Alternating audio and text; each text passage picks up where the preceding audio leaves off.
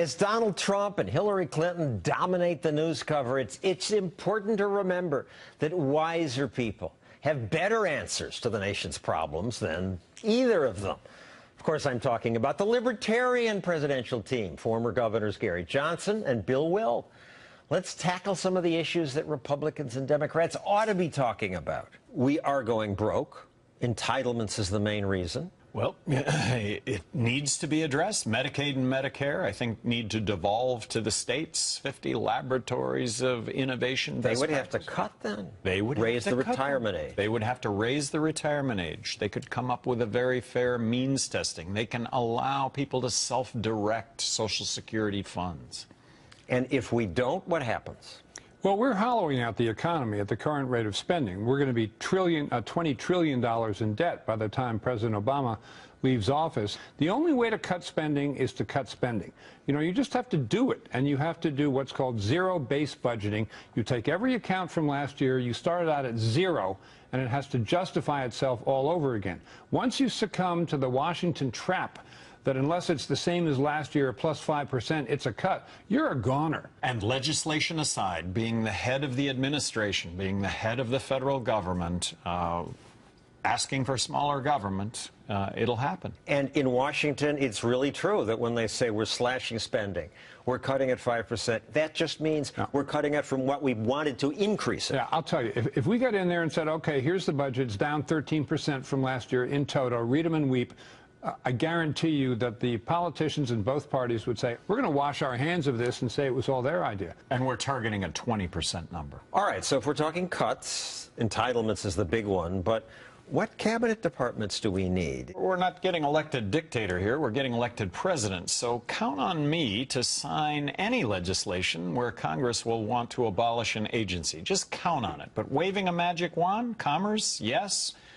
Education, yes. Housing and urban development, let's explain that. Yes. Education is mostly a state thing, and the federal department, $100 billion, hasn't made it better. Federal government gives each state 11 cents out of every school dollar that every state spends, but it comes with 15 cents worth of strings attached. Do the math. It's a negative to take federal money. Labor Department, Agriculture Department. Labor just happens. I would agree Farmers with you. And grew things without a department.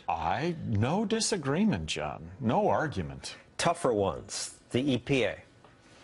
I think the EPA has a role to protect us against polluters, and I do base that on having been governor of New Mexico. The fact that there were polluters, and but for the EPA, they'd still be polluting right now. The government does need to exert force to literally clean up the environment. Yeah, preventing people from injuring each other is a proper role of government. Tougher ones to eliminate, HUD. Housing help Housing for and poor urban people. development. Well, clearly we've gone beyond that. That's on my list. Kill it. Okay. Kill it. The Democrats are offering people popular things. Free college. There's an unlimited demand for anything that's free. And when we get in the habit of offering free anything, that budget is just going to go through the roof. Pointing out that the high cost of college tuition has everything to do with guaranteed government student loans. Raising tuition. But people say, we have a right to health care. We have a right to an education, including college. What do you say to those people? You as an individual can contribute. You can, through your own charity. I remember when Frank O'Connor, who was head of the New York City Council, ran against Governor Rockefeller one time, way back in the 60s in New York State. And O'Connor said subways should be free. So Rockefeller ran this ad upstate. Frank O'Connor from New York City is running for governor. He says the subway should be free. Screen goes blank. White words. Guess who he thinks should pay for them? It was devastating. Donald Trump has won votes saying he'll punish Mexico and China for stealing American jobs. For every car, truck, and whatever else you're building, you are going to pay a 35% tax every time it crosses the border. We have to.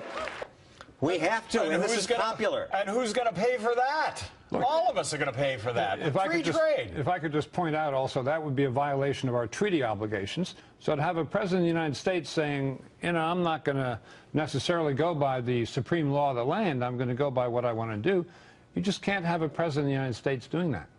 It violates rule of law, but explain the economic reason why we might welcome goods, even goods that are dumped. We're both free traders. What if China sells us a $10 product for $1? Who benefits? All of us that are buying that for a buck. I was surprised when we had the debate in my studio that you stood up and said that the baker should have to bake the cake for the gay wedding, even if it violated his religious beliefs.